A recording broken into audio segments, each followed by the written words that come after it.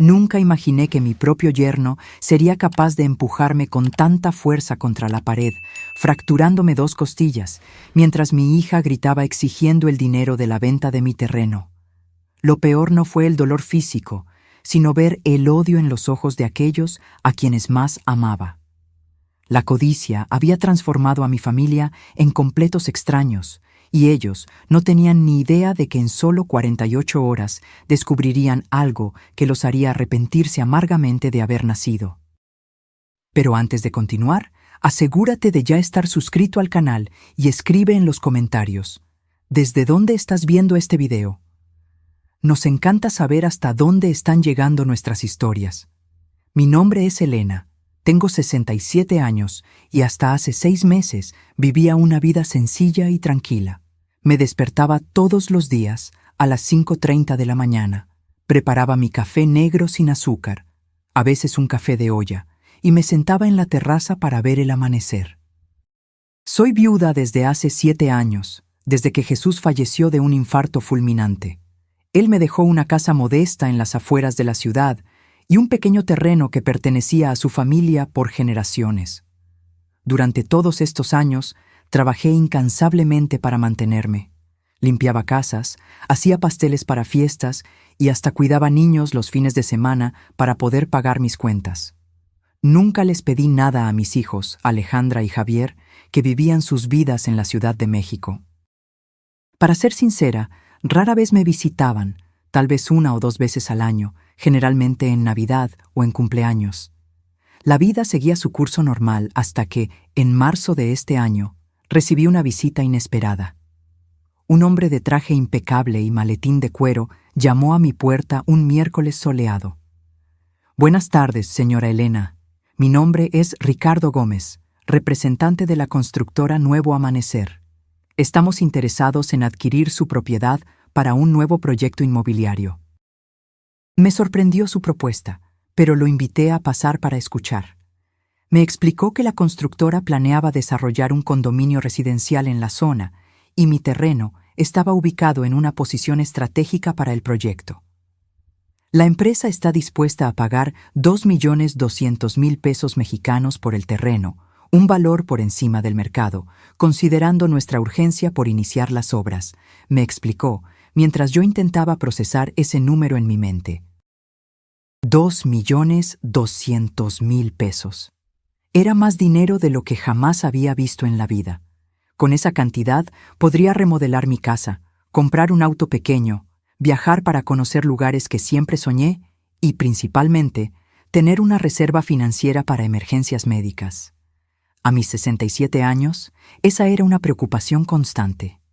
Pedí algunos días para pensarlo. Ese terreno tenía un valor sentimental. Después de todo, Jesús había soñado con construir allí una casa de verano para la familia. Pero sus sueños murieron con él, y ahora yo necesitaba pensar en mi propia seguridad. Después de 3 noches de insomnio y mucha reflexión, decidí aceptar la oferta. La transacción fue sorprendentemente rápida. En menos de un mes, el dinero estaba en mi cuenta bancaria y los papeles debidamente firmados.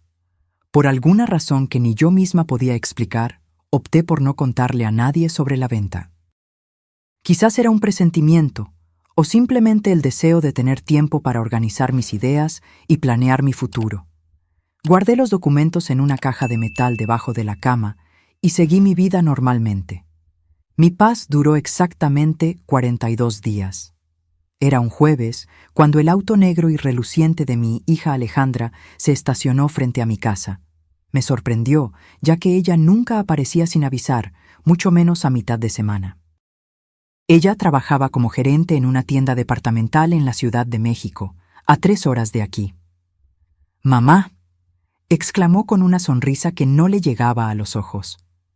Estaba elegante como siempre, con un vestido caro y zapatos de marca. «Te extrañaba». La abracé, genuinamente feliz de verla, pero algo en su comportamiento me inquietó.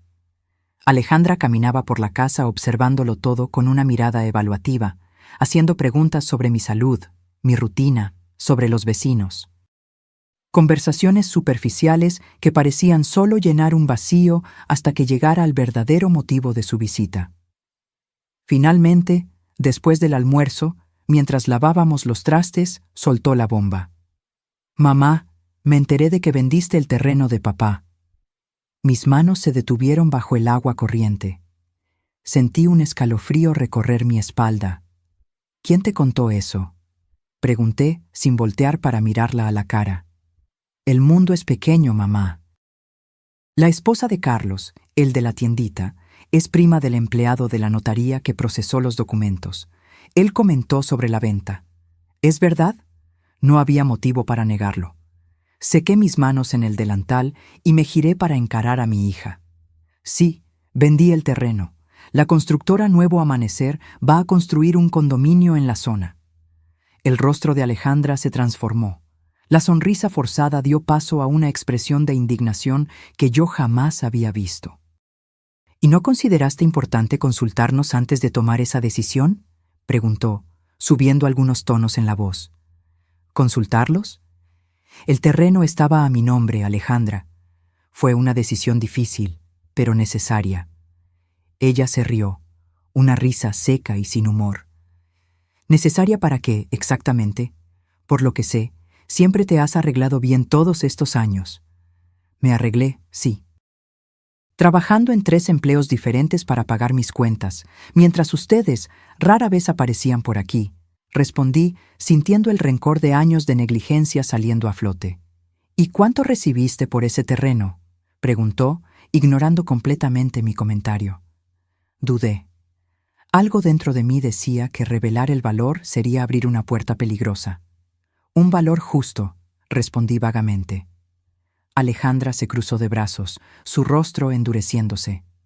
Mamá, ya no soy una niña. Sé que la zona está valorizada por el nuevo centro comercial. Debe haber sido una buena cantidad de dinero, y ese dinero, de alguna manera, también es nuestra herencia. ¿Su herencia?, repetí, incrédula. Alejandra, ese terreno estuvo abandonado por 7 años. Ustedes nunca se preocuparon por él. Nunca ofrecieron ayuda para el mantenimiento, nunca pagaron un centavo de los impuestos anuales. Eso no cambia el hecho de que era propiedad de papá, y nosotros somos sus hijos, replicó elevando la voz. No tenías derecho a tomar esa decisión sola. La discusión escaló rápidamente. Alejandra gritaba sobre derechos de herencia mientras yo intentaba explicar que el dinero sería mi seguridad financiera para los próximos años. Era como si estuviéramos hablando idiomas diferentes. Javier y yo tenemos nuestros propios proyectos, mamá. Él quiere expandir su taller mecánico y yo estoy pensando en abrir mi propia boutique. Ese dinero podría ayudarnos. ¿Y quién me va a ayudar a mí cuando ya no pueda trabajar? ¿Cuando necesite atención médica? Apenas tienen tiempo para visitarme, Alejandra. Fue en ese momento que escuché el sonido de otro carro estacionándose frente a la casa. Por el ruido del motor, reconocí inmediatamente la camioneta de Santiago, esposo de Alejandra. Mi corazón se aceleró. ¿Lo llamaste?, pregunté, incrédula. Alejandra no respondió, pero su mirada confirmó mi sospecha. Esto no era un encuentro espontáneo, era una emboscada planeada. Santiago entró sin tocar, como si la casa fuera suya. Alto, corpulento, con sus 45 años y ese aire de superioridad que siempre me incomodó.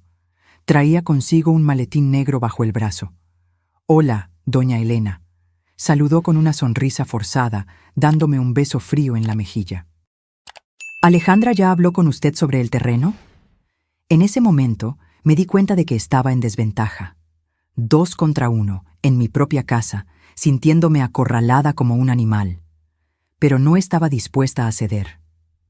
Sí, Santiago, estábamos discutiendo exactamente eso, y como ya le dije a Alejandra, fue una decisión mía, y el dinero será usado para garantizar mi seguridad en la vejez.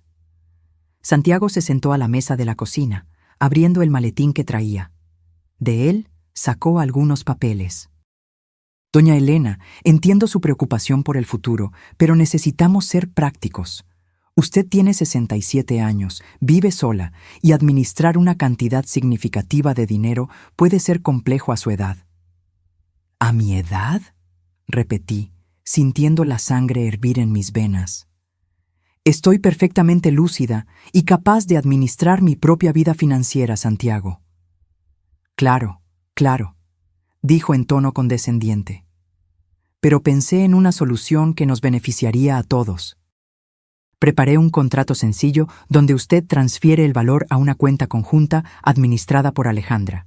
Ella se encargaría del dinero, lo invertiría adecuadamente, y usted recibiría una mesada para sus gastos. Una mesada, como si fuera una niña incapaz. Miré a aquel hombre arrogante y luego a mi hija, que evitaba mi mirada, y supe que había llegado la hora de posicionarme firmemente. No, respondí simplemente. ¿Cómo que no?, preguntó Santiago, como si no pudiera creer lo que escuchaba. No firmaré ningún documento, no transferiré ni un centavo y no permitiré que ustedes controlen el dinero que recibí por la venta de una propiedad que era legalmente mía. Lo que sucedió a continuación cambiaría para siempre el rumbo de nuestras vidas. Santiago se levantó bruscamente, tirando la silla. Su rostro estaba rojo de rabia. ¿Usted no entiende que estamos tratando de ayudarla? Ese dinero va a terminar siendo despilfarrado o, peor, alguien se va a aprovechar de usted. El único que está tratando de aprovecharse de mí aquí es usted, Santiago, respondí, manteniendo mi voz firme a pesar del miedo que comenzaba a sentir. Fue cuando él avanzó en mi dirección, agarrando mis brazos con fuerza. «Usted va a firmar estos papeles, vieja terca. No vamos a permitir que tire a la basura la herencia de sus nietos». Intenté zafarme, pero Santiago era demasiado fuerte. Alejandra asistía a la escena, paralizada. «Suéltame», grité, luchando por liberarme. En el forcejeo, él me empujó con violencia. Perdí el equilibrio y choqué contra la pared de la cocina, sintiendo un dolor agudo en el lado derecho del pecho. El impacto fue tan fuerte que caí al suelo, sin aliento. «¡Mamá!». Alejandra finalmente reaccionó, corriendo hacia mí. Pero era demasiado tarde. El dolor era insoportable y apenas podía respirar. Cada intento de tomar aire enviaba ondas de agonía por mi cuerpo. «¿Viste lo que hiciste?», Alejandra le gritó a su marido. «Llama a una ambulancia». Mientras Santiago marcaba frenéticamente, tendida en el suelo de mi propia cocina, humillada y herida, tomé una decisión. Ellos no sabían con quién estaban tratando. Y pronto, muy pronto, descubrirían que se metieron con la persona equivocada. El sonido de la sirena de la ambulancia fue lo último que escuché antes de perder el conocimiento. Desperté en una cama de hospital, el pitido constante de los monitores marcando mis latidos. La luz fluorescente lastimaba mis ojos y el dolor en el lado derecho de mi tórax era un recuerdo constante de lo que había sucedido. Intenté moverme y un pinchazo agudo me hizo gemir. «¡Despertó!», escuché la voz de Alejandra decir. Una enfermera se acercó rápidamente, verificando mis signos vitales. «¿Cómo se siente, doña Elena?». «Me duele mucho», conseguí murmurar. Sufrió 2 fracturas en las costillas del lado derecho. «Voy a llamar al médico». Mientras la enfermera salía, miré a Alejandra. Estaba sentada en una silla cerca de la cama, el rostro marcado por lo que parecía ser una mezcla de preocupación y culpa. Santiago no estaba a la vista. «¿Dónde está tu marido?», pregunté con dificultad. «En la delegación de policía», respondió en voz baja, mirando al suelo. La vecina escuchó la discusión y llamó a la policía junto con la ambulancia. Cerré los ojos, tratando de procesar la información. Entonces, Santiago estaba rindiendo declaración. Bien, por lo menos habría un registro oficial de lo ocurrido. El doctor Francisco entró en el cuarto, un hombre de mediana edad con expresión seria. Me examinó cuidadosamente, explicando que las fracturas tardarían cerca de 6 semanas en sanar completamente y que necesitaría reposo y fisioterapia. ¿Tiene algún familiar que pueda cuidarla durante la recuperación?, le preguntó a Alejandra. Antes de que pudiera responder, una voz familiar sonó desde la puerta. Ella se quedará conmigo. Era Guadalupe, mi amiga de décadas, prácticamente una hermana, una mujer fuerte de 70 años, que vivía a 2 casas de la mía. Entró en el cuarto con pasos firmes, trayendo una bolsa con algunos artículos personales que había recogido en mi casa. Elena se va a mi casa tan pronto como reciba el alta. Ya preparé el cuarto de visitas. La expresión de Alejandra era de puro malestar. No es necesario, doña Guadalupe. Puedo llevar a mi madre a quedarse conmigo y Santiago en la Ciudad de México. Guadalupe le lanzó una mirada gélida. ¿Con el hombre que le rompió las costillas? No lo creo. Un silencio incómodo se apoderó del cuarto. El médico, percibiendo la tensión, se retiró discretamente después de algunas recomendaciones finales. Cuando quedamos a solas, Alejandra intentó acercarse a la cama. «Mamá, lamento mucho lo que pasó. Santiago perdió la cabeza. Nunca había hecho algo así antes». «Detente, Alejandra», interrumpí, cada palabra costando un esfuerzo tremendo. «Ustedes dos planearon venir a mi casa para coaccionarme a entregar el dinero. Esto no fue un accidente, fue premeditado. No queríamos lastimarte, solo creíamos que era nuestro derecho». Guadalupe intervino. ¿Derecho? ¿Qué derecho tienen ustedes sobre el sudor de Elena? ¿Dónde estaban cuando ella limpiaba casas de extraños para sobrevivir? ¿Cuando vendía pasteles de madrugada para pagar las cuentas médicas? Alejandra bajó la cabeza, sin respuesta. En ese momento, una policía entró en el cuarto, una mujer de unos 40 años, con el cabello recogido en un moño severo. «Doña Elena Sousa, soy la investigadora Marisol Reyes. Me gustaría hablar con usted sobre lo ocurrido, si está en condiciones». Pedí que Alejandra y Guadalupe salieran para poder hablar con la policía en privado. Cuando estuvimos a solas, relaté en detalle todo lo que había sucedido: la venta del terreno, la visita sorpresa de Alejandra, la llegada de Santiago y la agresión que resultó en mis costillas rotas. ¿Desea presentar una denuncia formal contra su yerno?, preguntó la investigadora, después de tomar notas detalladas. La pregunta flotó en el aire por algunos segundos. Era una decisión difícil. Santiago era el padre de mis nietos, el marido de mi hija. Una denuncia formal podría desintegrar completamente lo que restaba de mi familia. Pero entonces recordé la violencia en sus ojos, la sensación de impotencia cuando me empujó, el dolor punzante que aún sentía con cada respiración. «Sí», respondí finalmente. «Quiero presentar una denuncia por agresión e intento de extorsión». La investigadora asintió con respeto. «Entiendo que no es una decisión fácil, doña Elena, pero es la correcta. Nadie tiene el derecho de agredir a otra persona, mucho menos a un adulto mayor, y menos aún por motivos financieros. Eso tipifica abuso contra persona adulta mayor, y trataremos el caso con la seriedad que se merece». Después de que ella salió, me quedé a solas con mis pensamientos. La magnitud de lo que había sucedido comenzaba a pesar sobre mí. Mi propia hija y mi yerno habían tramado para quedarse con mi dinero. La persona que debería protegerme había permitido que fuera agredida en mi propia casa. Las lágrimas vinieron, silenciosas y amargas, no solo por el dolor físico, sino por la traición. ¿Dónde me había equivocado en la crianza de mis hijos para que se convirtieran en adultos tan codiciosos e insensibles? Guadalupe volvió al cuarto, encontrándome llorando. Sin decir nada, se sentó a mi lado y sostuvo mi mano. El simple gesto de solidaridad me confortó más que cualquier palabra podría. «Presenté una denuncia contra Santiago», confesé en voz baja. «Hiciste lo correcto», respondió simplemente. «Las acciones tienen consecuencias, Elena. Es hora de que ellos aprendan eso». Esa noche, entre dosis de analgésicos y sueños intermitentes, tomé una decisión.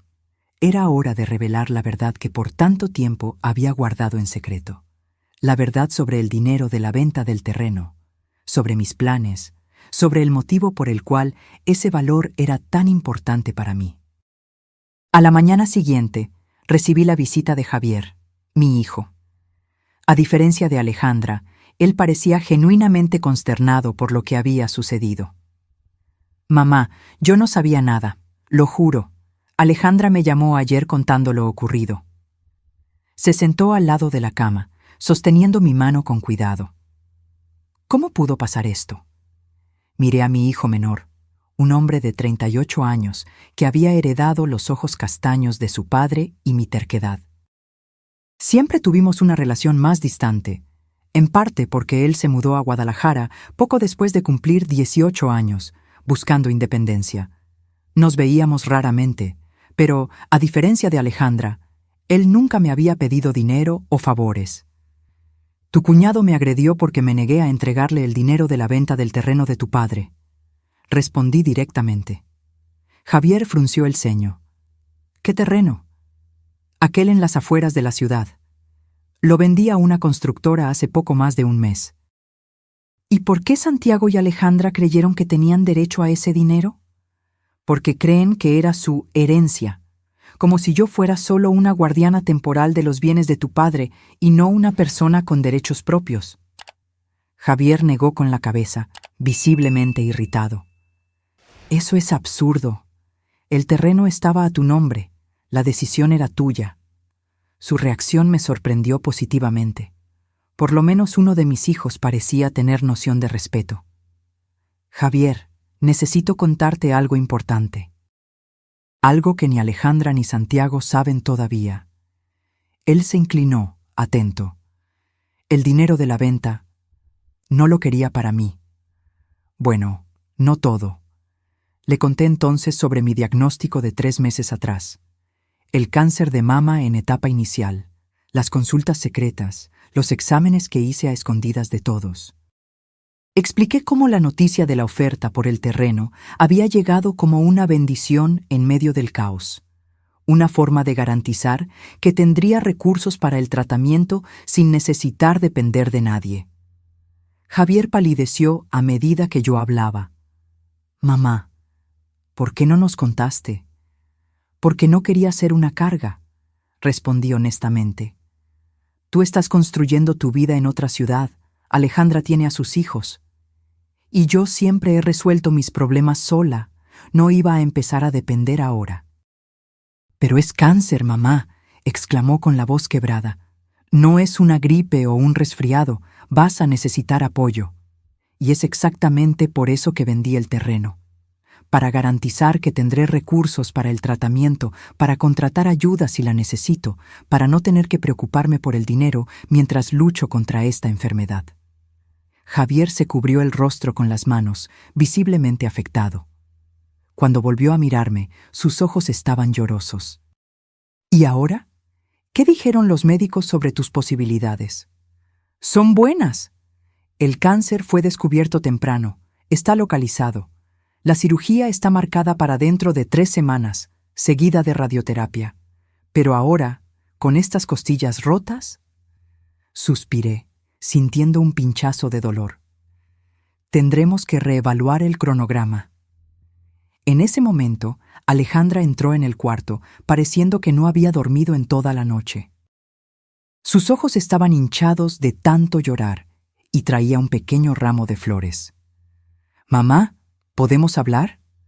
Javier se levantó, el rostro endurecido.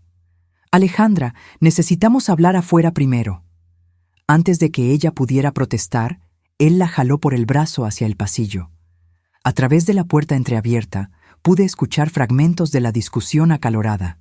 Javier revelando sobre mi diagnóstico, Alejandra respondiendo con incredulidad, luego con shock, finalmente con llanto.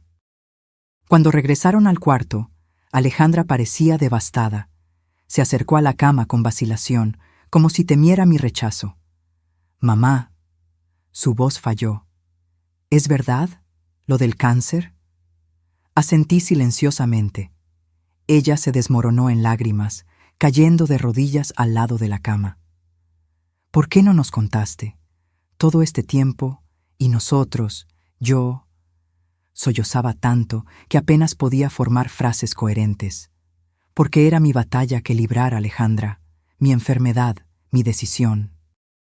Pero somos tu familia. Deberíamos estar a tu lado. ¿Familia? Repetí con una pizca de amargura. ¿Dónde estaba mi familia cuando necesitaba compañía en las navidades solitarias? ¿Dónde estaba mi familia cuando trabajaba en 3 empleos diferentes para sobrevivir? La verdad es que solo aparecieron cuando descubrieron que yo tenía dinero. Alejandra levantó el rostro mojado de lágrimas, el maquillaje completamente corrido. Yo no tengo excusas, mamá. Tienes razón. Fui egoísta, codiciosa. Dejé que Santiago me convenciera de que teníamos derecho a ese dinero. Nunca imaginé que yo pudiera estar enferma, completé. Porque nunca preguntaron. Nunca se interesaron por mi vida lo suficiente para saber lo que estaba sucediendo. Javier puso la mano en mi hombro suavemente. Eso cambia ahora, mamá. No vamos a dejarte sola en esta lucha. Miré a mis 2 hijos, uno a cada lado de mi cama de hospital. Alejandra destruida por el remordimiento, Javier determinado a compensar los años de ausencia. Por un breve momento, sentí una chispa de esperanza de que tal vez, solo tal vez, esta terrible situación pudiera ser el inicio de una reconciliación familiar. Pero entonces recordé las costillas rotas, el dolor que aún sentiría por semanas, la cirugía aplazada, el tratamiento complicado por la agresión, y supe que el camino hacia el perdón sería largo y arduo. El médico dijo que me dan de alta mañana, comenté, cambiando de tema. Me quedaré en casa de Guadalupe durante la recuperación. No, mamá, protestó Alejandra. Ven a mi casa. Santiago está en casa de su mamá. No volverá mientras tú estés allí. Puedo cuidarte, es lo menos que puedo hacer. O puedes venir conmigo a Guadalajara, ofreció Javier. Tengo espacio en el departamento y puedo trabajar desde casa por algunas semanas. Negué con la cabeza, sintiendo una ola de cansancio dominarme. Agradezco las ofertas, pero ya lo decidí. Me quedaré con Guadalupe. Ella es la única persona que ha estado realmente presente en mi vida en los últimos años. Necesito paz y tranquilidad para recuperarme, no tensión familiar. Vi el dolor en los ojos de ambos, pero no contestaron mi decisión. En el fondo, sabían que era justa. ¿Y qué hay de Santiago?, preguntó Javier, su voz cargada de rabia contenida. No puede salir impune después de lo que hizo. No saldrá, respondí con firmeza. Presenté una denuncia formal. El resto está en manos de la justicia. Alejandra sollozó nuevamente. Esto va a destruir nuestro matrimonio, mamá. No fui yo quien destruyó tu matrimonio, Alejandra. Fue tu marido cuando decidió agredir a una adulta mayor para robar su dinero. Las palabras eran duras, pero necesarias. Por demasiado tiempo había cedido, callado, aceptado migajas de atención. Ahora, enfrentando no solo costillas rotas, sino también un cáncer, no tenía más energía para suavizar la verdad. Esa tarde, recibí una visita inesperada.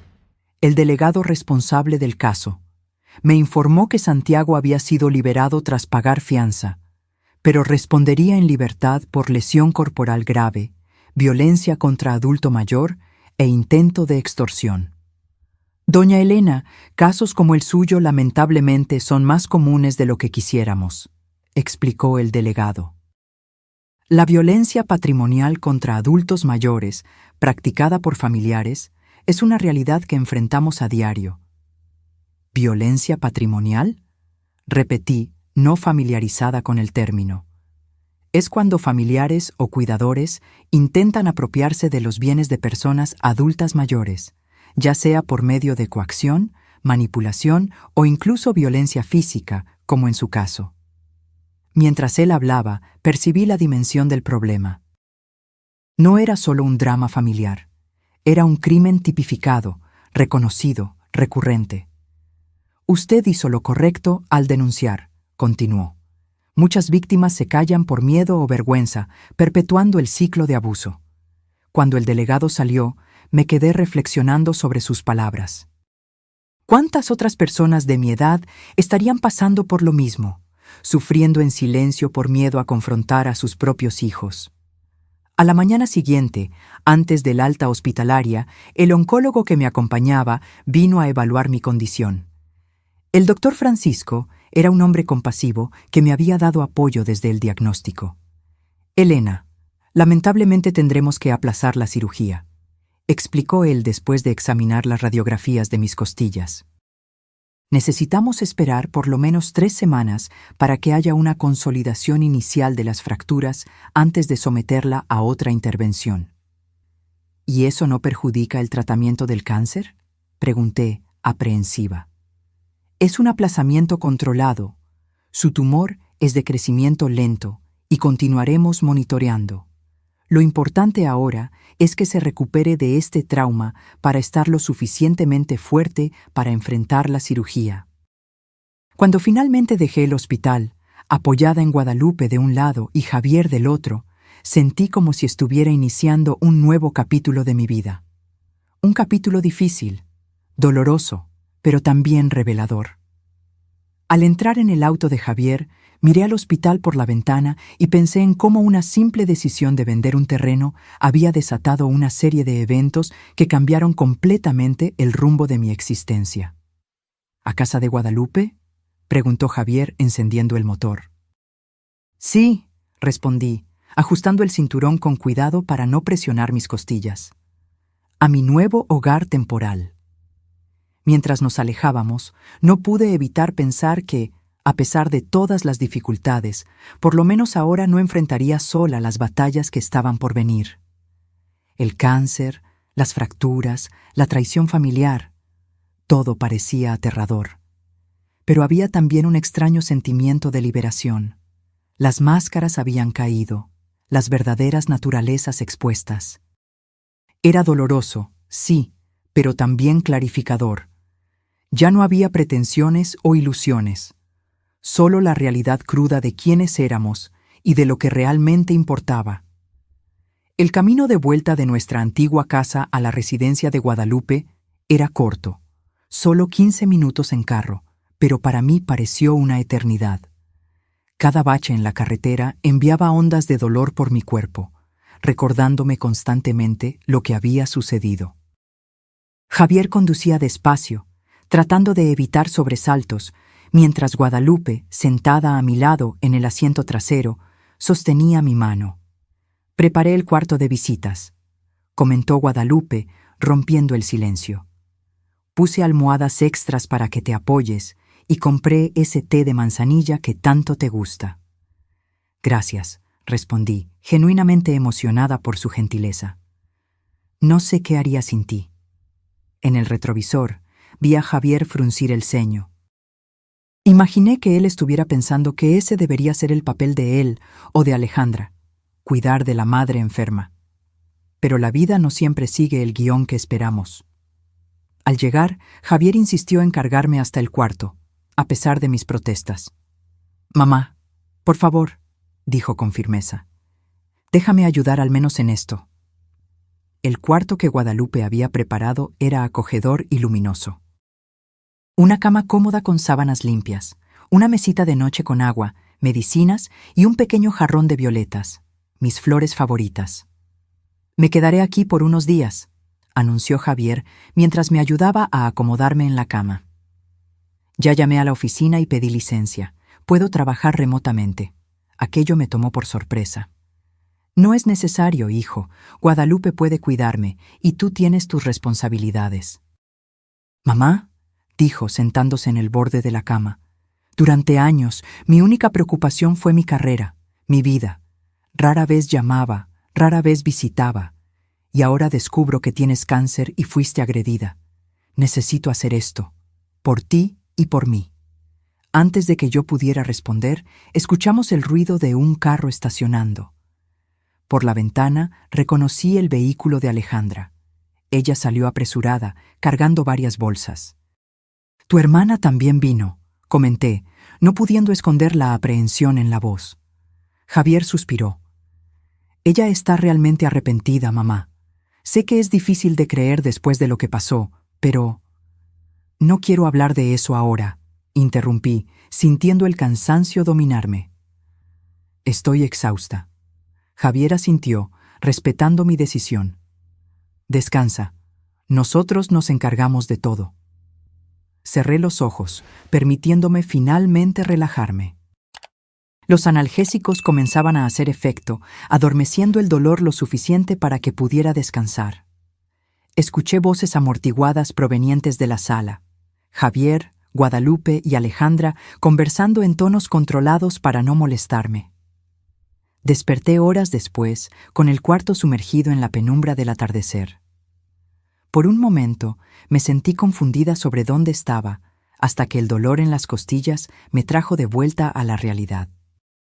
Me levanté cuidadosamente, usando la técnica que la fisioterapeuta me había enseñado en el hospital para minimizar el impacto en las costillas fracturadas.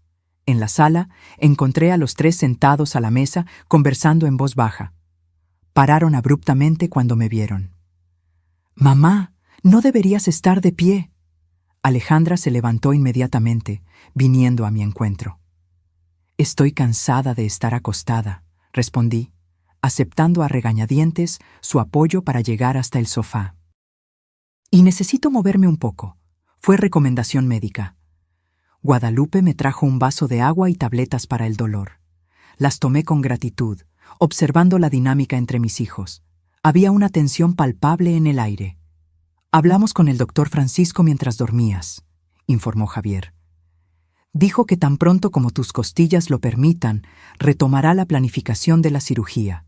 Mientras tanto, quiere seguir monitoreando el tumor con exámenes regulares».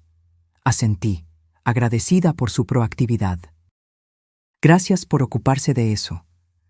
«Mamá». Alejandra comenzó vacilante, sentándose a mi lado en el sofá. «Sé que es difícil para ti confiar en mí ahora, pero quiero que sepas que estoy aquí. No voy a abandonarte en este momento». Miré a mi hija, buscando señales de sinceridad en su rostro. Parecía genuinamente arrepentida, los ojos aún rojos de tanto llorar, el rostro sin el maquillaje perfecto que solía usar. «Alejandra», respondí calmadamente, «aprecio tu deseo de ayudar, pero confiar en ti nuevamente va a tomar tiempo. No solo permitiste que tu marido me agrediera, sino que participaste activamente en el plan para robar mi dinero». Ella bajó la cabeza, aceptando la crítica. «Lo sé, y no tengo excusas. Solo puedo pedirte que me des una oportunidad de probar que cambié, que aprendí de mis errores». «¿Y Santiago?», pregunté directamente. «¿Cuál es la situación entre ustedes dos?». Alejandra intercambió una mirada rápida con Javier antes de responder. «Le pedí que se fuera de casa.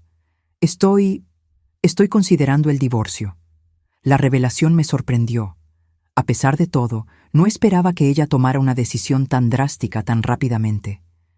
«No tomes decisiones precipitadas por mi causa», respondí después de un momento. «Un matrimonio es algo serio». «No es solo por ti, mamá», explicó, la voz quebrada. «Es por mí también, por mis hijos». Siempre supe que Santiago tenía un lado agresivo, pero nunca había llegado al punto de agredir a alguien físicamente. Si fue capaz de hacer eso contigo, ¿quién me garantiza que no haría lo mismo conmigo o con los niños un día? Sus palabras revelaban un miedo legítimo que yo no había considerado. La posibilidad de que la violencia de Santiago pudiera un día volverse contra mis nietos era aterradora. «¿Dónde están los niños?», pregunté, dándome cuenta de que no había visto a mis nietos. «Con mi suegra, por ahora», respondió Alejandra. «Creí que era mejor mantenerlos alejados de toda esta situación mientras no tenemos claridad sobre el futuro». Guadalupe, que había permanecido en silencio durante nuestra conversación, finalmente intervino. «Voy a preparar un té para todos nosotros. Elena necesita líquidos y un poco de confort». Mientras se dirigía a la cocina, Javier se acercó, sentándose en el sillón frente a mí. «Mamá, quiero que sepas que organizamos tus consultas médicas para las próximas semanas. Alejandra y yo nos vamos a turnar para llevarte». «Eso no es necesario», comencé a protestar. «Sí lo es», insistió él suavemente. «Por demasiado tiempo enfrentaste todo sola. Llegó la hora de que nosotros, tus hijos, asumamos nuestras responsabilidades». Miré los rostros determinados de mis 2 hijos y sentí una mezcla compleja de emociones. Parte de mí quería creer que ese cambio repentino era genuino, que el choque de mi diagnóstico y de la agresión había realmente transformado sus corazones. Otra parte, más escéptica, temía que ese entusiasmo fuera pasajero, que pronto volverían a sus vidas ocupadas y yo sería nuevamente olvidada. «Necesito preguntar algo», dije finalmente. «Si no hubiera ocurrido esta situación con Santiago, si no hubiera sido hospitalizada y ustedes no hubieran descubierto lo del cáncer, ¿habrían vuelto a sus vidas normales después de intentar tomar mi dinero?» Mi pregunta directa creó un silencio incómodo en la sala. Alejandra y Javier intercambiaron miradas culpables. «Probablemente sí», admitió Javier con dolorosa honestidad. «Y eso es lo que más me avergüenza». Alejandra asintió, lágrimas resbalando silenciosamente por su rostro. Estábamos tan absortos en nuestras propias vidas, en nuestros propios problemas, que olvidamos lo más importante, que tú eres nuestra madre, no un banco o una aseguradora. La franqueza de ellos me tocó más profundamente de lo que cualquier promesa vacía lo hubiera hecho. Era un reconocimiento sincero de los errores, el primer paso necesario para un verdadero cambio. «Gracias por la honestidad», respondí. «Es un comienzo». En los días que siguieron, establecimos una rutina. Guadalupe continuaba siendo mi cuidadora principal, pero Javier y Alejandra se turnaban, pasando varias horas al día conmigo. Javier trabajaba remotamente desde la pequeña oficina de Guadalupe, mientras Alejandra venía todas las mañanas antes del trabajo y regresaba por la noche. Una semana después de mi alta del hospital, recibimos una visita inesperada. El timbre sonó poco después del almuerzo y Javier fue a atender. «Mamá», llamó con voz tensa, «es Santiago. Quiere hablar contigo». Mi cuerpo se tensó instintivamente, un espasmo de dolor recorriendo mis costillas. «No quiero verlo», respondí prontamente. «Dice que es importante», insistió Javier, aunque pude ver la renuencia en sus ojos. «Algo sobre el proceso». Alejandra, que había salido a comprar algunos víveres, no estaba presente. Tal vez fuera mejor así. «Déjalo entrar», decidí finalmente. «Pero quédate aquí conmigo».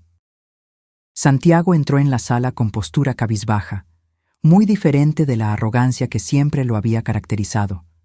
Vestía ropa simple, barba sin afeitar, ojeras profundas, la imagen de un hombre derrotado. «Doña Elena», comenzó él vacilante, «sé que probablemente no quiere verme, pero necesitaba hablar personalmente». «Dime lo que viniste a decir», respondí fríamente. Él miró nerviosamente a Javier, que permanecía de pie con los brazos cruzados, claramente listo para intervenir si era necesario. «Vine a pedir disculpas por lo que hice», dijo Santiago, las palabras saliendo con dificultad. «No tengo justificación para mi comportamiento. Fue imperdonable». «Sí, lo fue», concordé, manteniendo mi voz firme a pesar del temblor interno que sentía al encararlo.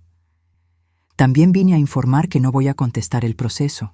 Me declararé culpable de todas las acusaciones y aceptaré cualquier pena que la justicia determine». Aquello me sorprendió. Esperaba que intentara minimizar sus acciones, buscar excusas, incluso intentar convencerme de retirar la denuncia. «¿Por qué?», pregunté directamente. Santiago pasó la mano por su cabello despeinado. «Porque es lo correcto. Y porque necesito que mis hijos sepan que cuando cometemos errores, debemos enfrentar las consecuencias». La mención a mis nietos hizo que mi corazón se encogiera. Ellos eran inocentes en todo este drama, pero inevitablemente serían afectados. «¿Cómo están ellos?», pregunté, refiriéndome a los niños. «Confusos», admitió Santiago. «Ellos saben que papá hizo algo muy malo y que la abuela está lastimada por eso». Intenté explicarlo de una forma que pudieran entender, sin detalles traumáticos. Asentí, reconociendo al menos ese esfuerzo responsable de su parte. «Supe de su diagnóstico», continuó él, casi en un susurro. «Alejandra me contó. Yo no tenía idea. Nadie tenía, respondí. Era algo que yo estaba lidiando sola, como siempre hice con mis problemas. Santiago miró sus propias manos, como si buscara allí las palabras correctas.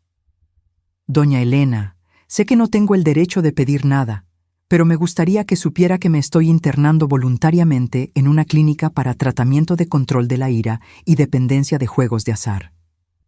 ¿Dependencia de juegos?, repetí, sorprendida. Esa era una información nueva para mí.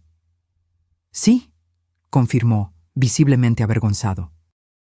Ese fue el motivo real de nuestra presión por el dinero. Tengo deudas significativas con personas peligrosas, pero eso no es excusa para lo que hice. Javier, que hasta entonces se había mantenido en silencio, intervino. ¿Es por eso que Alejandra está considerando el divorcio? ¿Por las deudas de juego? Santiago asintió lentamente. Entre otras razones, le oculté la gravedad de la situación por mucho tiempo. Cuando finalmente le conté, ya estábamos al borde de la quiebra. Una pieza del rompecabezas encajó en mi mente. La codicia desesperada, el cambio de comportamiento, la violencia repentina, todo tenía más sentido ahora. Santiago, dije después de un momento de reflexión, agradezco tu visita y tus disculpas. No puedo decir que te perdono, todavía no, pero reconozco tu iniciativa de buscar ayuda y asumir las consecuencias. Entiendo, respondió con resignación. No esperaba perdón, solo quería que supiera que estoy verdaderamente arrepentido y trabajando para cambiar. Cuando se levantó para irse, pregunté una última cosa. ¿Y qué hay de los niños? ¿Qué va a pasar con ellos? Alejandra tendrá la custodia principal mientras estoy en tratamiento. Después, espero poder ser parte de sus vidas, aunque ya no estemos casados. Dependerá de la decisión de ella y, claro, del juez. Tras su salida, Javier y yo permanecimos en silencio por unos minutos, procesando la conversación. ¿Le crees?, le pregunté finalmente a mi hijo. Javier suspiró profundamente. No sé, mamá. Parecía sincero, pero después de todo lo que pasó, es difícil confiar. Sí, concordé. La confianza, una vez rota, es como un jarrón agrietado. Puede ser reparado, pero nunca será el mismo. Esa noche, cuando Alejandra llegó después del trabajo, le contamos sobre la visita de Santiago.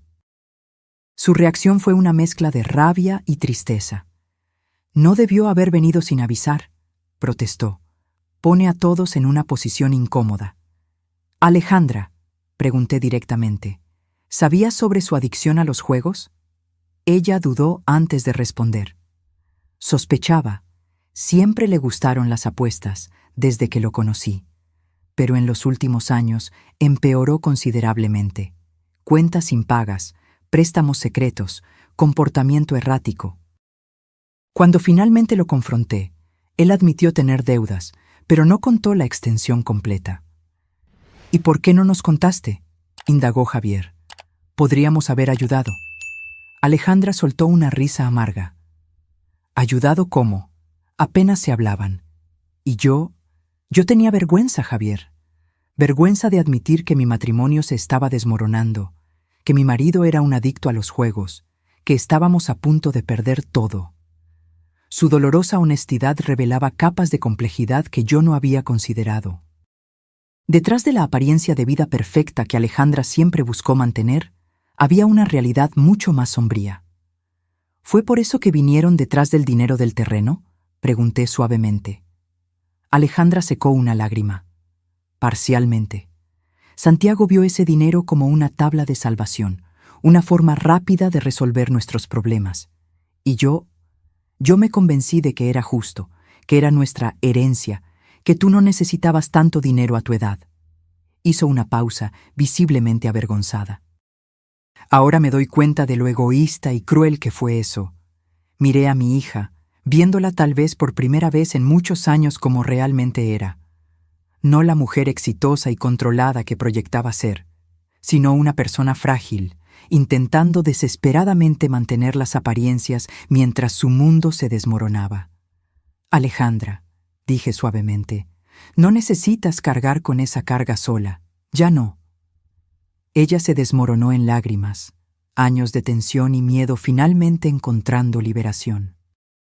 Javier se acercó, abrazando a su hermana mientras sollozaba. Era una escena que yo jamás esperaría ver. Mis dos hijos, siempre tan distantes el uno del otro, ahora unidos por el deseo de reparar los errores del pasado.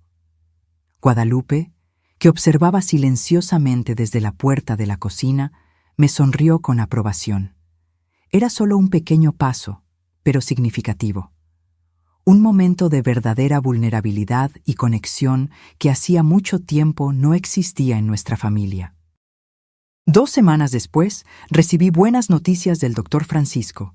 Mis costillas estaban sanando bien y podríamos retomar la planificación de la cirugía para la extirpación del tumor.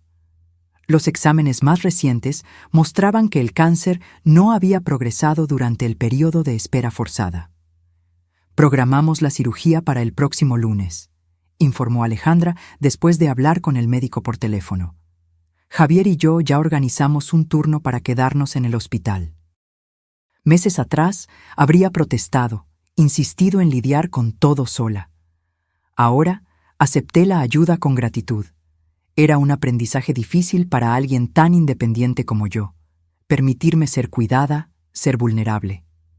En la víspera de la cirugía, sentada en la terraza de Guadalupe observando la puesta de sol, hice un balance mental de los últimos meses. El dolor, la traición, el miedo al cáncer, la incertidumbre sobre el futuro, pero también la sorprendente reconciliación, el descubrimiento de fuerzas que no sabía poseer, la reconstrucción gradual de lazos familiares que creía irremediablemente rotos. ¿En qué piensas?, preguntó Guadalupe, uniéndose a mí con 2 tazas de té. En cómo la vida da vueltas, respondí, aceptando la bebida caliente. Hace algunos meses estaba planeando enfrentar el cáncer sola, convencida de que mis hijos jamás se importarían. Ahora, aquí están ellos, reorganizando sus vidas para ayudarme. Guadalupe sonrió, sus ojos sabios brillando en el crepúsculo. A veces necesitamos una crisis para reconocer lo que realmente importa. Una crisis bastante extrema, en nuestro caso, comenté con ironía. Lo importante es que están encontrando el camino de regreso el uno al otro. En ese momento, Javier y Alejandra llegaron, trayendo la cena, una comida casera preparada por Alejandra, algo que yo no la veía hacer desde que era adolescente. El médico dijo que puedes comer normalmente hoy, pero nada después de medianoche, explicó Alejandra, desenvolviendo los recipientes en la mesa de la cocina. Mientras cenábamos juntos, me di cuenta de lo rara que se había vuelto esta escena simple, una comida en familia a lo largo de los años. Entre carreras, distancias geográficas y resentimientos no expresados, habíamos perdido la práctica de simplemente estar juntos. Tengo una noticia, anunció Javier durante el postre. Pedí transferencia a la oficina regional. Me voy a mudar de vuelta aquí. La noticia me tomó completamente por sorpresa. Pero amas tu trabajo en Guadalajara. Construiste toda tu vida allá. Él se encogió de hombros, como si no fuera gran cosa. Es solo una ciudad, mamá. Puedo hacer mi trabajo desde cualquier lugar, y prefiero estar cerca de mi familia ahora. Alejandra añadió su propia noticia.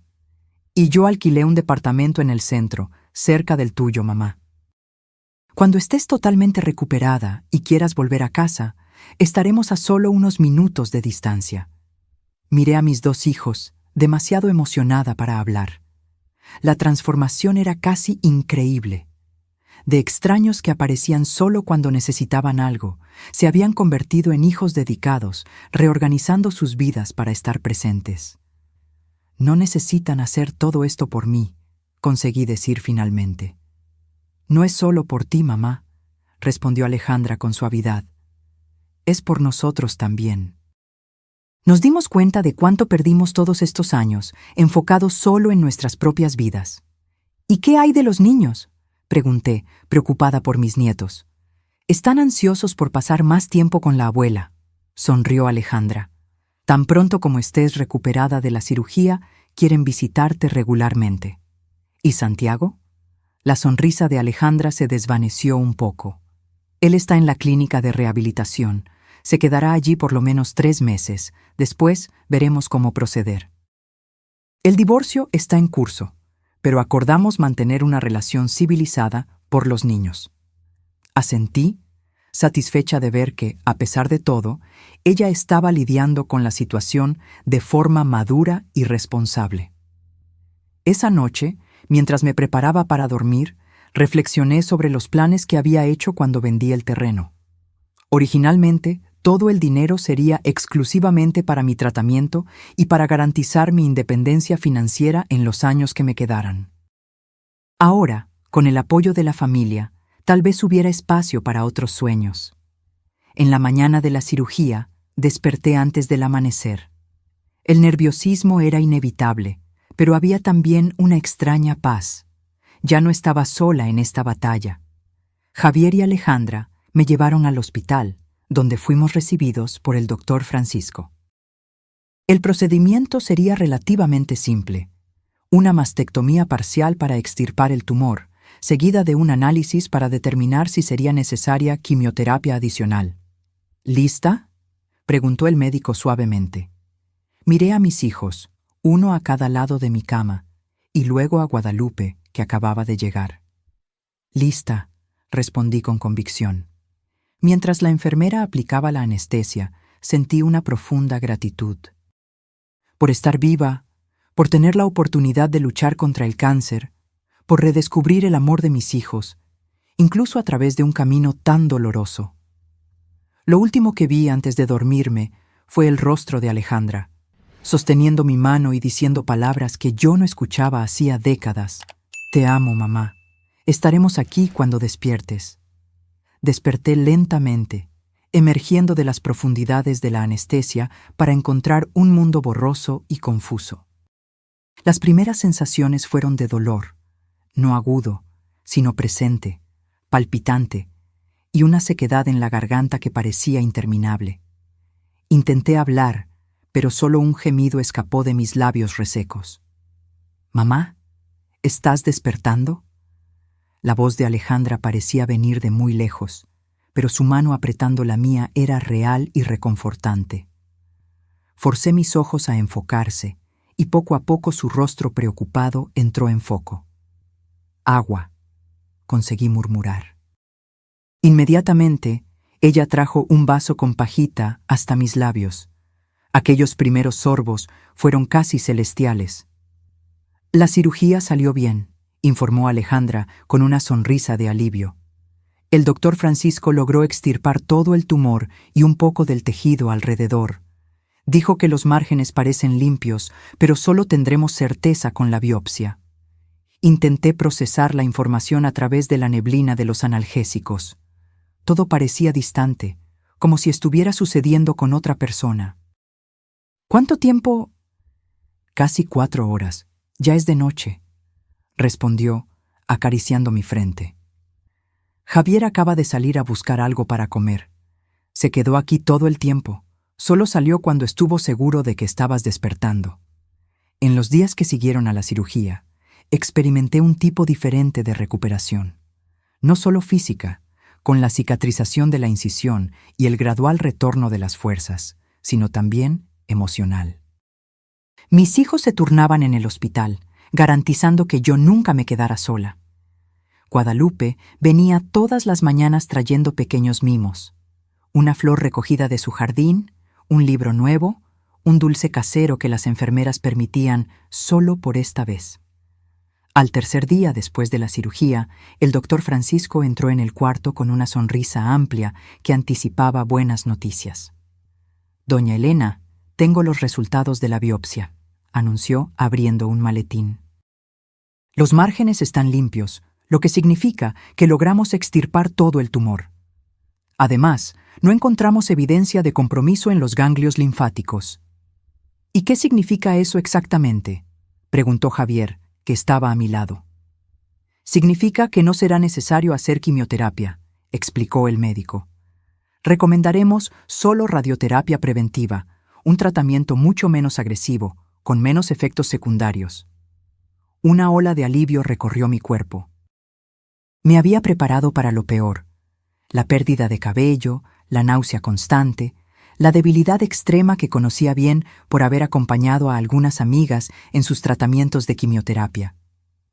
¿Cuándo puedo ir a casa?, pregunté, ya ansiosa por dejar el ambiente hospitalario. Si continúa progresando así, en 2 días, respondió el médico. Pero necesitará cuidados en casa por algunas semanas, tanto por la cirugía como por las costillas aún en recuperación. No se preocupe, doctor, aseguró Alejandra. Ya organizamos todo. No se quedará sola ni por un minuto. Una semana después de recibir el alta, sentada en la terraza de Guadalupe, observando el jardín florecer con los primeros colores de la primavera, tomé una decisión. Le pedí a Javier que me ayudara a preparar algunos documentos y llamara a Alejandra para una conversación importante. Cuando todos estuvieron reunidos, incluso Guadalupe, que se había convertido en parte indisociable de nuestra pequeña familia, comencé a explicar mis planes. Después de todo lo que pasó, tuve mucho tiempo para reflexionar sobre el dinero de la venta del terreno. Comencé calmadamente. Inicialmente, todo él sería destinado a mi tratamiento y a mi seguridad financiera futura. Alejandra y Javier intercambiaron miradas aprensivas, probablemente temiendo que yo fuera a mencionar el episodio de su intento de tomar el dinero.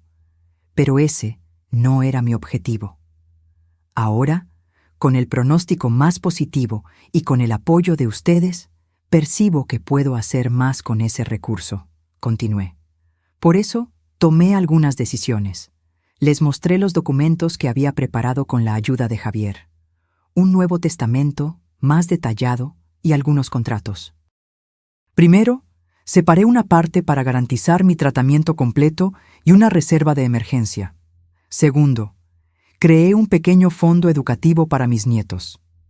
Quiero que tengan oportunidades que tal vez ustedes no puedan proporcionar solos.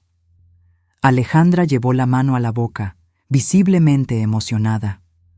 «Mamá, no necesitas hacer eso». «Yo quiero hacerlo», interrumpí suavemente. «Son mis nietos, y no hay mejor inversión que su educación». Y el tercer punto, continué, es lo que más me alegra. Decidí crear una pequeña fundación en memoria de su padre. Un fondo que ofrecerá apoyo financiero a adultos mayores con cáncer que no tienen recursos para un tratamiento adecuado. Javier asintió con aprobación. A papá le habría encantado eso. Él siempre hablaba sobre cómo las personas adultas mayores eran descuidadas por el sistema de salud. Exactamente, concordé, sintiendo un pinchazo de nostalgia por mi marido. Y quiero que ustedes dos participen en la administración de esta fundación. No como una obligación, sino como una oportunidad de honrar su memoria y tal vez ayudar a otras personas que están pasando por lo que yo pasé, sin el privilegio del apoyo que tengo ahora. El silencio que siguió estaba cargado de emoción. Finalmente, Alejandra habló, la voz quebrada. «Sería un honor, mamá. Y creo que lo necesito. Hacer algo significativo, algo más grande que yo misma». Javier completó su pensamiento. «Podemos usar mis habilidades de administración para garantizar que el dinero sea bien aplicado. Tal vez crear alianzas con hospitales locales, identificar pacientes que realmente necesitan ayuda». Mientras mis hijos discutían animadamente sobre las posibilidades de la fundación, los observé con una mezcla de orgullo y alivio. Aquellas personas frente a mí eran versiones más maduras y compasivas de los hijos que yo conocía, como si el terremoto emocional de los últimos meses hubiera despertado cualidades que estaban dormidas hacía mucho tiempo.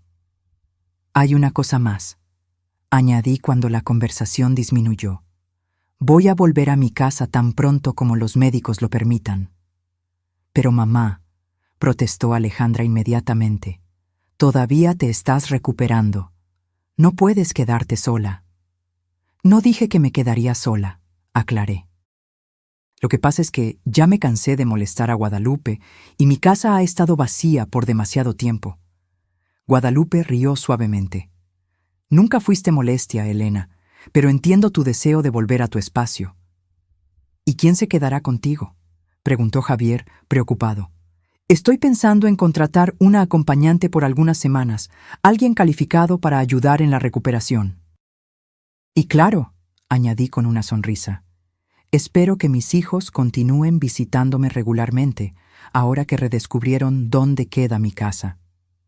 La pequeña provocación arrancó sonrisas avergonzadas de ambos. Todos los días, prometió Alejandra. Y los niños están locos por finalmente poder visitar a la abuela. En la semana siguiente, contratamos a doña Carmen, una técnica de enfermería jubilada de 58 años, para que me ayudara durante el período de recuperación. Con su experiencia y personalidad tranquila, se convirtió inmediatamente en una presencia reconfortante en mi rutina. Mi regreso a casa fue un momento agridulce. Por un lado, era maravilloso estar nuevamente en mi espacio, rodeada por objetos familiares que cargaban tantas memorias. Por otro, no podía dejar de recordar la última vez que estuve allí, la confrontación con Alejandra y Santiago, la agresión, el dolor. ¿Todo bien, mamá?, preguntó Javier, notando mi vacilación en la puerta de la cocina, el lugar exacto donde Santiago me había empujado. Solo recuerdos, respondí sinceramente. Pero vamos a crear nuevos, mejores. Mis nietos, Mateo de 8 años y Regina de 6, vinieron al día siguiente. Alejandra los había preparado para la situación, explicando que la abuela estaba enferma y necesitaba tranquilidad. Para mi sorpresa, los niños se comportaron admirablemente, mostrando una consideración más allá de su edad. «Abuela, te traje un dibujo para que te mejores pronto», dijo Regina, entregándome una hoja colorida donde había dibujado lo que parecía ser yo, ella y Mateo en un jardín florido. «Y yo hice esta tarjeta», complementó Mateo, orgullosamente presentando una tarjeta hecha a mano con el texto «Mejórate pronto, abuela, te quiero». Aquellos pequeños gestos de amor puro e incondicional me conmovieron profundamente. A pesar de todos los errores de sus padres, los niños continuaban inocentes, capaces de amar sin reservas ni segundas intenciones. «Gracias, mis amores», respondí, abrazándolos con cuidado para no presionar mis costillas aún sensibles. «Son las mejores medicinas que podría recibir». Las semanas siguientes trajeron una rutina casi tranquila. Por la mañana, doña Carmen me ayudaba con los ejercicios de fisioterapia y preparaba el desayuno. Alejandra generalmente aparecía antes de ir al trabajo, trayendo pan fresco o frutas. Javier pasaba buena parte del día en mi casa, trabajando remotamente desde la pequeña oficina que improvisamos en la sala de estar. La radioterapia comenzó 3 semanas después de la cirugía, 25 sesiones diarias, de lunes a viernes, durante 5 semanas. Era agotador, pero mucho menos agresivo que la temida quimioterapia. Javier y Alejandra se turnaban para llevarme, nunca dejándome enfrentar aquello sola. Fue durante ese período de tratamiento que recibí una visita inesperada. Yo estaba en la terraza, disfrutando del sol de la tarde, cuando un carro desconocido se estacionó frente a la casa. Santiago bajó, pareciendo nervioso, cargando un pequeño ramo de flores. Instintivamente, mi cuerpo se tensó. A pesar de las semanas de terapia y recuperación, la memoria del trauma aún estaba fresca. «Tranquila, yo atiendo», dijo Javier, que leía un libro a mi lado. «¿Quieres que lo eche?». Medité por un momento. «No, déjalo entrar. Pero quédate cerca, por favor». Santiago entró en la terraza con pasos vacilantes, claramente inseguro sobre su recepción. Estaba diferente. Más delgado, el rostro menos hinchado, los ojos más claros. «Doña Elena», comenzó él manteniendo una distancia respetuosa. «Sé que mi presencia puede ser perturbadora para usted, pero necesitaba venir personalmente a ver cómo está». «Estoy mejorando cada día», respondí con neutralidad. «¿Y tú? ¿Cómo va el tratamiento?». Pareció sorprendido por mi pregunta directa. Está ayudando mucho. Ya completé 2 meses en la clínica. Estoy de licencia terapéutica hoy para resolver algunas cuestiones prácticas. Javier permaneció de pie, brazos cruzados, observando cada movimiento de su excuñado. Traje estas flores. Santiago continuó extendiendo el ramo. Y también esto. Él retiró un sobre del bolsillo y lo colocó en la mesita a mi lado. Es una copia de mi sentencia. La recibí ayer. 2 años de prisión, convertidos en prestación de servicios a la comunidad, más indemnización por los daños físicos y morales. Quería que usted supiera que no impugnaré nada y pagaré cada centavo, aunque tarde años. Tomé el sobre, pero no lo abrí. No necesitaba ver los detalles en ese momento. Santiago, dije después de algunos instantes de silencio, agradezco tu visita y tu transparencia. No puedo decir que te perdono, todavía no, pero reconozco tu esfuerzo para asumir la responsabilidad. Él asintió gravemente. Es lo menos que puedo hacer. Y quiero que sepa que, independientemente de lo que suceda entre mí y Alejandra, nunca más tendrá que temer mi presencia. Después de que Santiago salió, Javier se sentó a mi lado, preocupado. ¿Estás bien, mamá? ¿Fue difícil verlo? Menos de lo que imaginaba, confesé. Hace algunas semanas, la simple mención de su nombre me causaba pánico. Hoy, logré encararlo y conversar civilizadamente. Eso es progreso, sonrió, apretando suavemente mi mano. ¿Sabes qué percibí? Continué pensativa. El odio y el resentimiento consumen más energía de la que puedo disponer ahora. Cada día que paso alimentando rabia es un día que pierdo de alegría, de paz. ¿Eso significa que lo perdonas? Javier preguntó, claramente sorprendido. Perdonar es un proceso, hijo. No sucede de la noche a la mañana.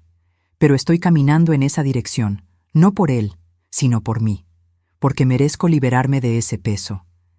Esa noche, Alejandra apareció después del trabajo, agitada al saber de la visita de Santiago. No debió haber venido sin avisar, protestó. Todo está bien, Alejandra, la tranquilicé. Fue una visita breve y respetuosa. Ella se calmó gradualmente. ¿Cómo fue verlo? Extraño, admití, pero también liberador de cierta forma. Vi que él está realmente intentando cambiar.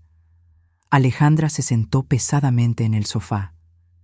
Me llamó después de salir de aquí.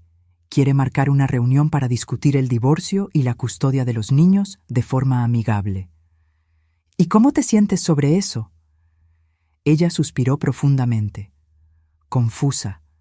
Parte de mí nunca va a perdonarlo por lo que te hizo. Otra parte reconoce que él es el padre de mis hijos y que está genuinamente intentando recuperarse.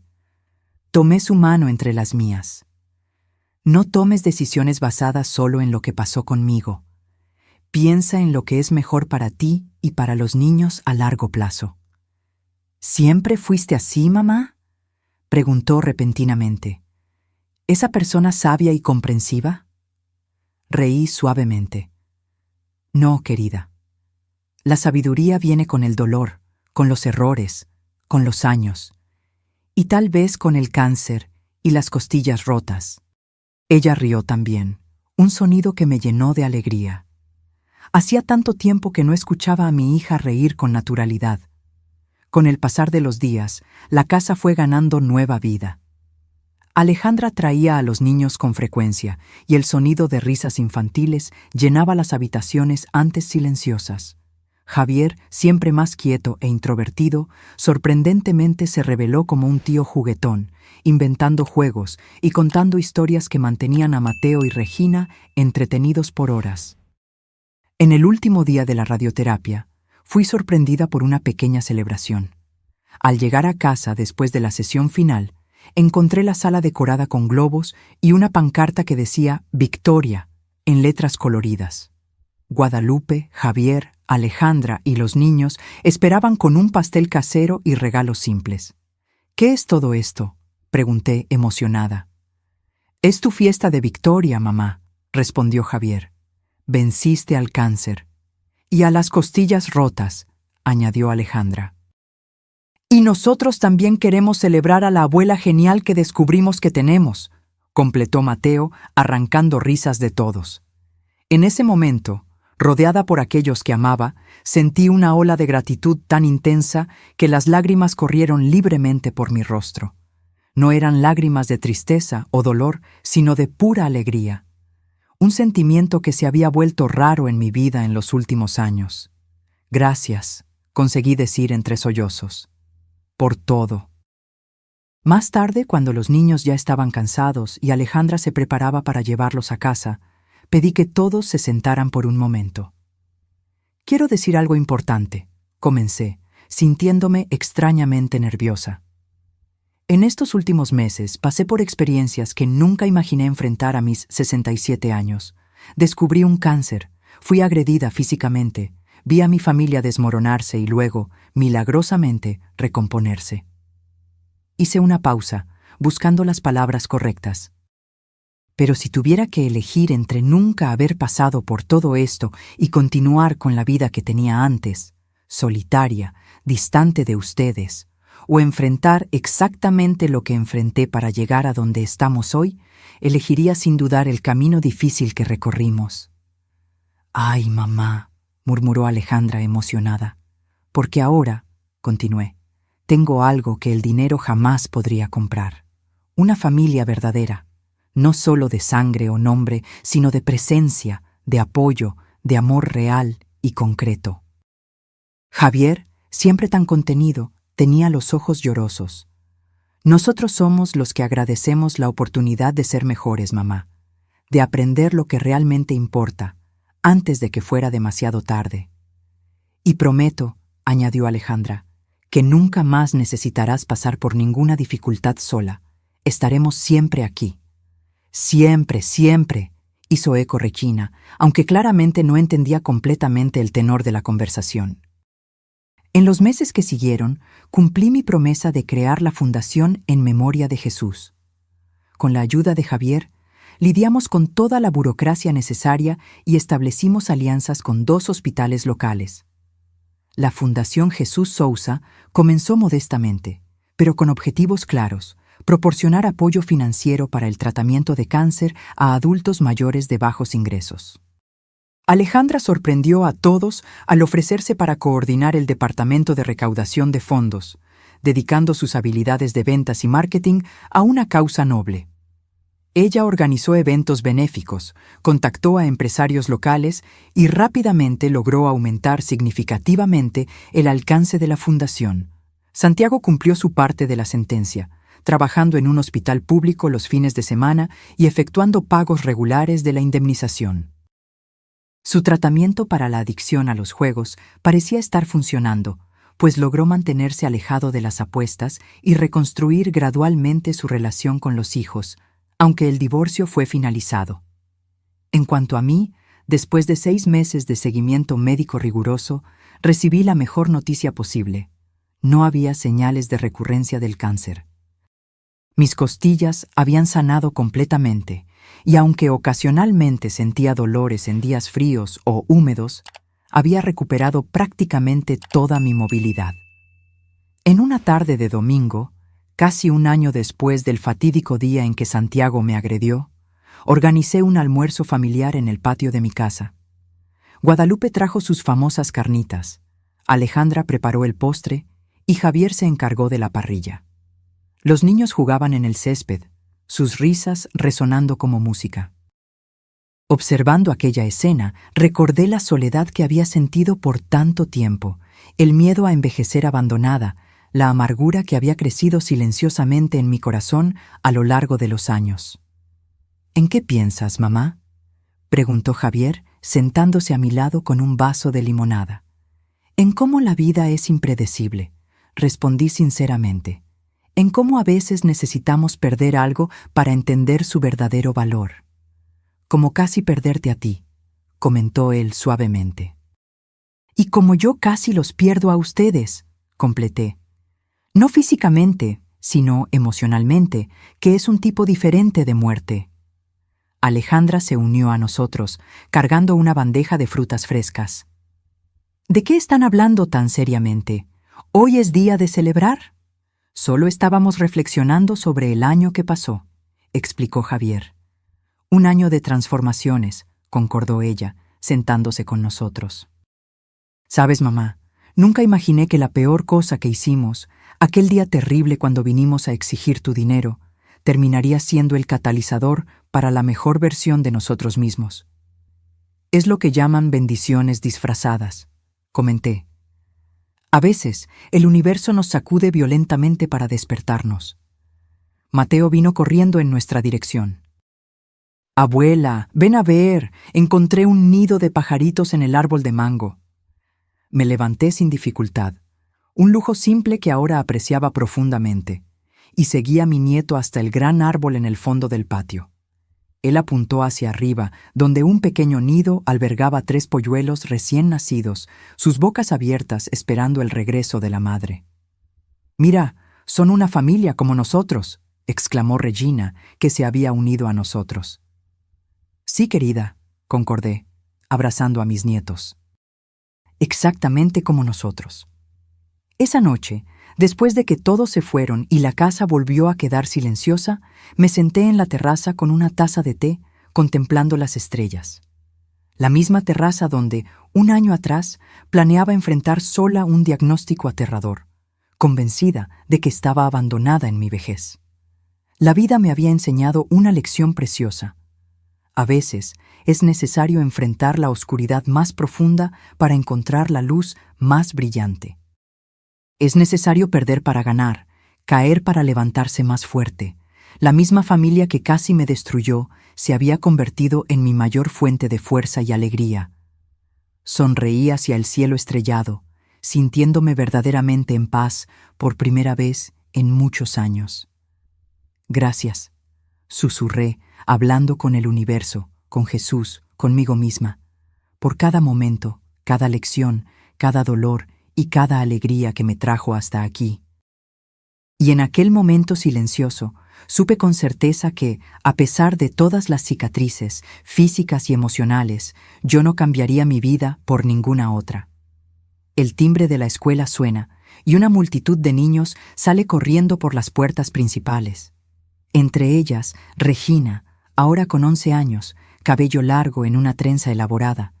Ella me ve inmediatamente y corre en mi dirección. «Abuela, viniste a recogerme hoy». La abrazo con cariño, sintiendo su cuerpo crecido y fuerte contra el mío, aún resistente a pesar de mis 72 años. «Claro que vine. Tengo una sorpresa especial para ti». Sus ojos brillan de anticipación.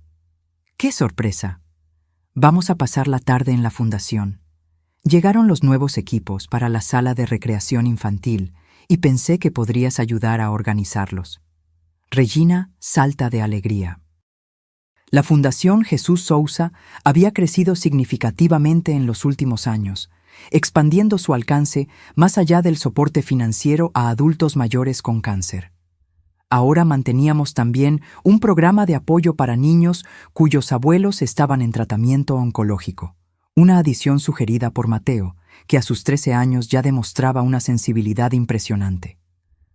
¿Mateo también va?, pregunta Regina mientras caminamos hasta el carro. Nos encontrará allí después de su clase de guitarra, respondo abriéndole la puerta. La fundación ahora ocupa un pequeño edificio de 2 pisos en el centro de la ciudad.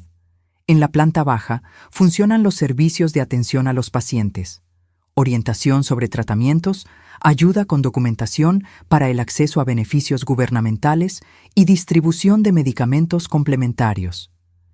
En el piso superior están las oficinas administrativas y la nueva sala de recreación infantil.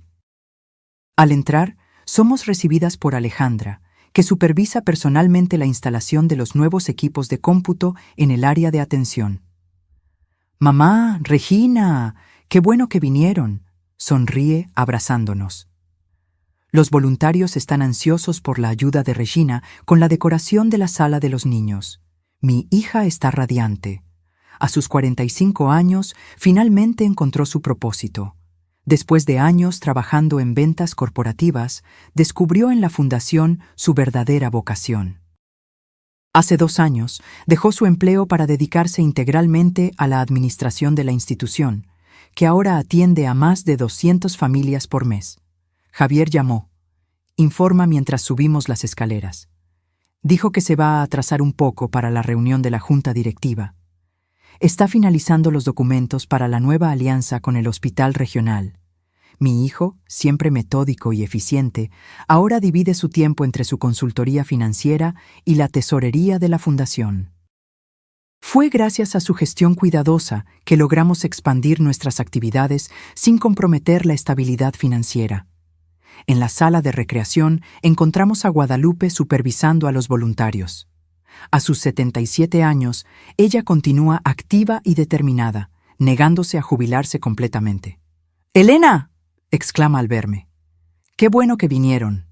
Estamos con dificultades para decidir dónde colocar el estante de libros». Mientras Regina corre para ayudar a los voluntarios más jóvenes con la decoración de las paredes, Guadalupe me jala hacia un rincón más tranquilo. «¿Cómo fue la consulta de ayer?», pregunta en voz baja, siempre preocupada por mi salud.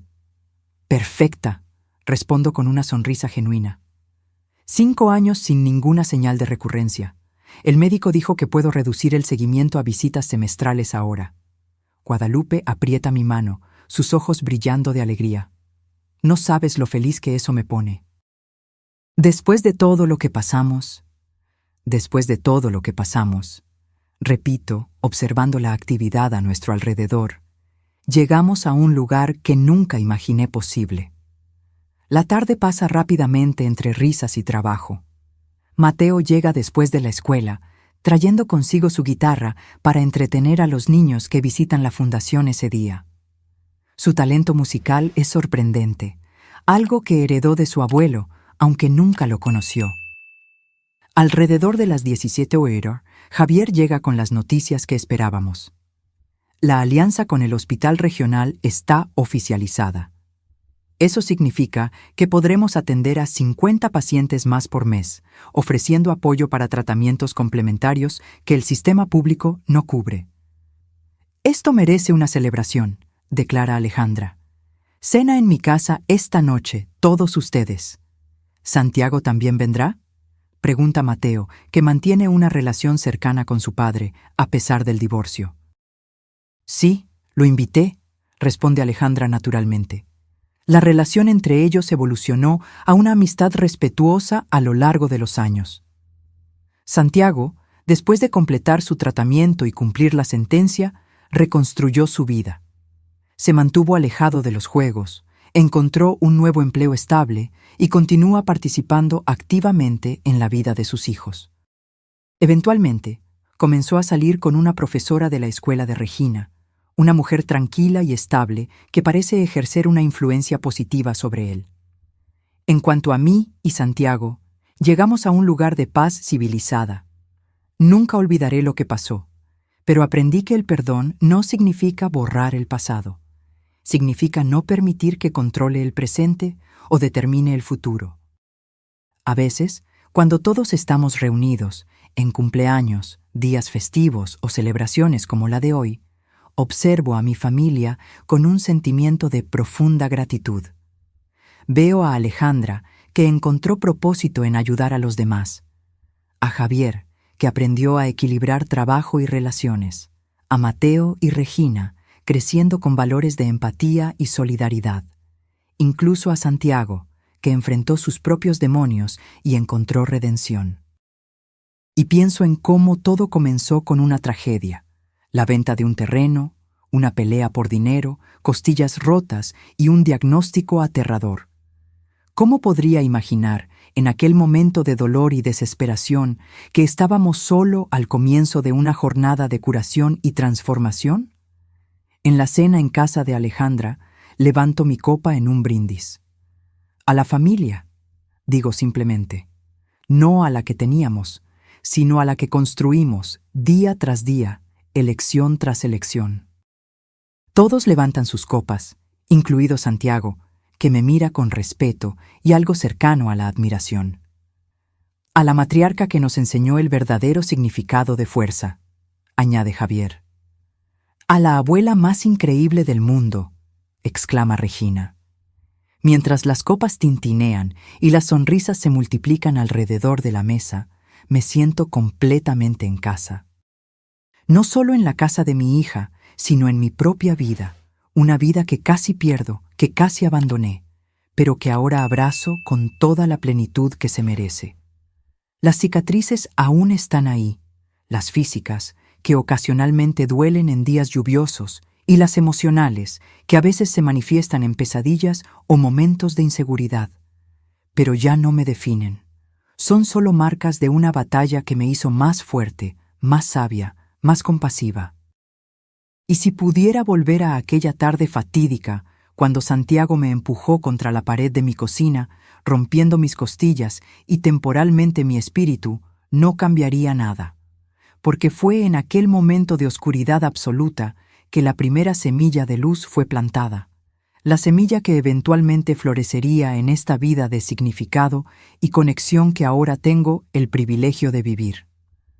Al final de la noche, cuando Javier me lleva a casa, contemplo las estrellas por el vidrio del carro y sonrío. En mis 72 años, aprendí que la vida rara vez sigue el camino que planeamos, que a veces las mayores bendiciones vienen disfrazadas de tragedias y que nunca es demasiado tarde para empezar de nuevo. Y esta, percibo con serenidad, es quizás la lección más valiosa de todas. Ahora, si te gustó esta historia, haz clic en suscribirte y dime en los comentarios qué parte te dejó con la boca abierta. Y no olvides hacerte miembro para tener acceso a videos exclusivos que no publico aquí. Te espero allá.